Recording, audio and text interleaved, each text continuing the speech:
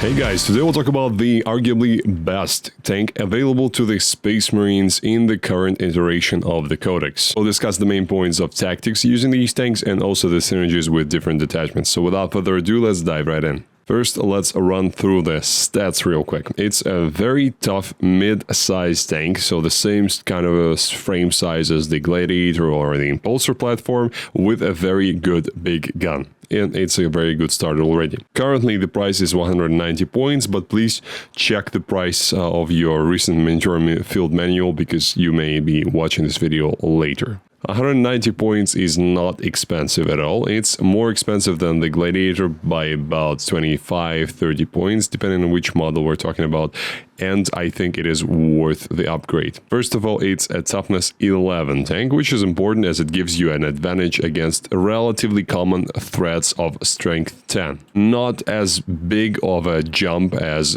toughness 12 compared to toughness 10, obviously, as you're not getting the benefit for strength 6 attacks, but you still get some from the high strength anti-tank stuff. 2+ save obviously is here as well. That's another benefit from the Gladiator, which are only 3+ save, and it is a very big difference as you can imagine, especially in cover. And 11 wounds, which is quite common for the type, for this size of a vehicle. Nothing impressive here. Move 9 on this thing isn't bad, though it's a bit on the slower side, though still 1 inch faster than the Redemptor, say, and Redemptors are not slow in my opinion. It's just the Redemptor has melee plus shooting, so that's why we expect less movement from it because of the versatility of the platform, where here, when shooting is your only asset, you want to be able to definitely move around the ruin, for example, to get line of sight on your targets. But I think 9 inches is still more than enough for most applications, unless you just position the tank straight behind a ruin on the very far corner of your deployment zone, then it will probably be difficult for you to get some shots at targets on turn 1. Most important part of this thing here is the gun. And it's a glorious one. It's D6 plus 3 shots, so on average you get 6.5, so 7 shots from this thing. It's blast, so you will get more shots against bigger units, and it's incredible strength 14, so it will be wounding almost everything in the game on 3s, and all of the high toughness infantry like Alaris Terminators, Death Guard Terminators, all other kinds of Terminators on 2s. IAP -3, which is wonderful, as it means that even in cover, the Terminators will have to take their 4-up invulnerable saves. And only using Armor of Contempt on them, if that's a Terminator that has access to such a stratagem, will bring it back to a 3+ save, but it's still not a 2+ at least. And D6 damage. D6 is the biggest problem here. I would like it to be damage 3, but we can't have it all. And D6 sometimes you will roll high, and it will cause a problem for your opponent if they have, for example, a 4-wound model or feel no pains. So a very versatile weapon, good against almost anything in the game. Its only problem is 24 inches of range, so you're not getting, as usual for Demolisher Cannon in all of the recent editions, you're not getting a lot of range from this thing, but 24 inches should be enough to cover most of the middle ground between your deployment zones, and probably some more with your 9-inch move, depending on, obviously, ruins and stuff like that. Siege Shield rule is also very good, as it allows you to protect yourself from tagging, because sometimes you may encounter a situation where you are tagged by a unit that can do damage to you in melee, and you cannot shoot at them because your gun is blast. So you have to shoot at something else, and it's not as nice. So you want to be able to free your tank from that pesky unit that tagged you with your own shooting, and that's what Siege Shield ability allows you to do, and also eliminates the -1 to hit for shooting in engagement range, so you will be hitting on the 3+. Now the tactics of using these things. First of all, this is obviously an anti-tank support piece, so you should use it accordingly. Don't rush it forward unless you really know what you're doing, and you probably want to keep this thing a bit back, protected by your screens and protected by your melee units.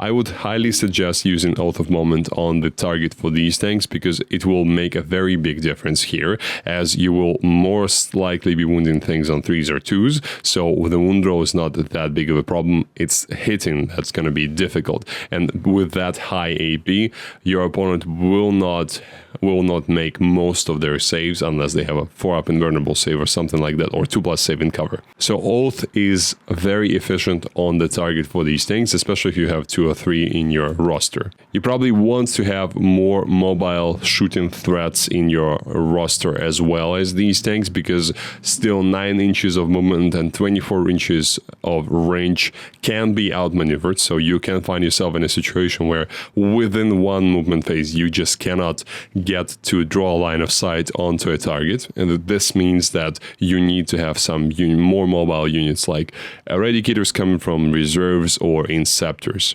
Though some synergies we'll discuss a bit later will be able to help you with mobility. Don't forget that you can still use Tank Shock on this thing if there's, for example, like a toughness 4 character hanging around and you have the Vindicator and the character has like 2 or 3 wounds left. It's a very good idea to use Tank Shock on that. Just charge your tank into that character because you'll still be able to shoot as normal with your siege shield afterwards, so there is no problem in being in combat, and you can roll those 8 dice and hope that you roll 2 or 3 5s to finish off that character.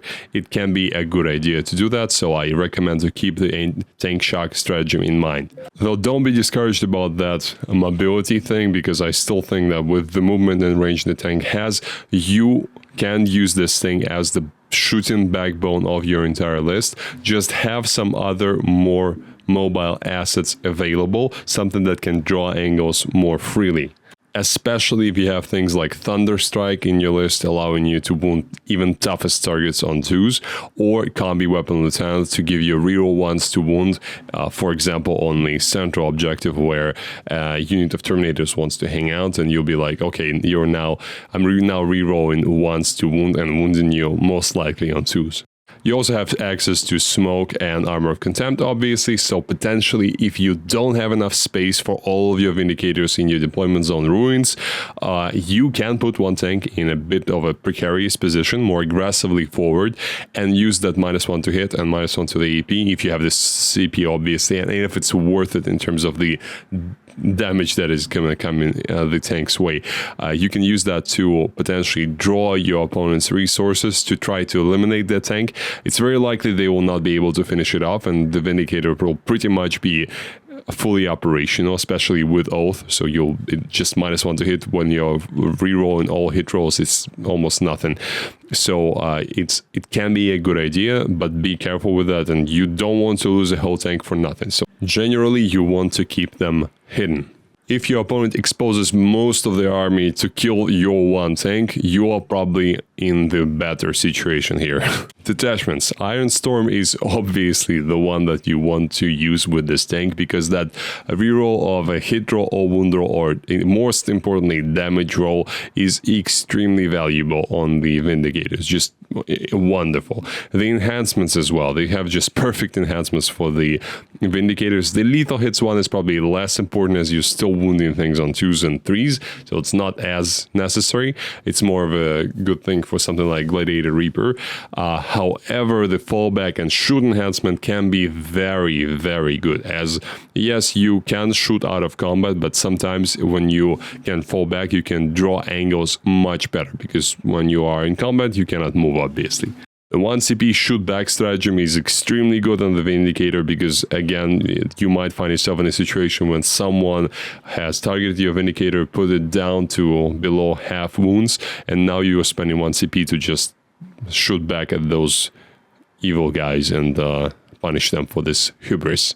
And 1 CP Mercy's weakness for exploding 5s can also be situationally good, because you have quite a lot of shots, so there is a good chance you roll a lot of 5s, especially if you're using Oath, as I've recommended before.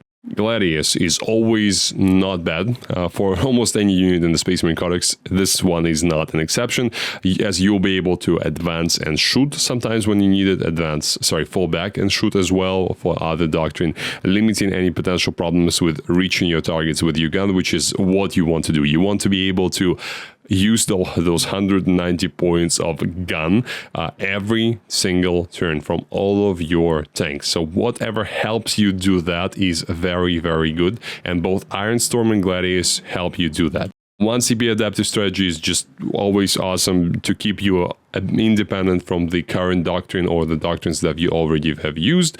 And 1 CP Storm of Fire may be, again, a situationally good option for just like one Vindicator that has that's been able to draw line of sight to maybe a more exposed or more important for you tactically squad of Terminators, and you just use 1 CP to ignore cover and get extra AP for, it doesn't really matter, you just need extra 1 AP or ignore cover usually, or if they use Armor of Contempt, you'll just ignore that, so they probably won't use it. It may be a situationally good thing, in most cases you don't really need it. Or maybe something like a Land Raider, for example, Land Raider in cover with Armor of Contempt. That's your perfect pill against that is Storm of Fire Vindicator. But frankly, you'll most likely use that stratagem on something like a big squad of Inceptors. Other detachments, I don't think they really benefit this tank. You can find like one synergy here and one synergy there, but in most cases you want this tank in these two. But don't get me wrong, it's good in any detachment whatsoever because it has all of the tools available in its original package, most of them at least. And if you have something like Combi Weapon Lieutenant, you're already like 95% there, and all of these other things are just a nice thing to have, and they're good, but they're not mandatory. So tell me what you think about the Vindicator in the comment section below. I really like this tank now, and I think you should really consider adding that into your Space Marine list. If you want to help support the channel, please check out the links to the Patreon in the description below, where I help people become better players at 40K. Thank you for watching, and I'll see you next time.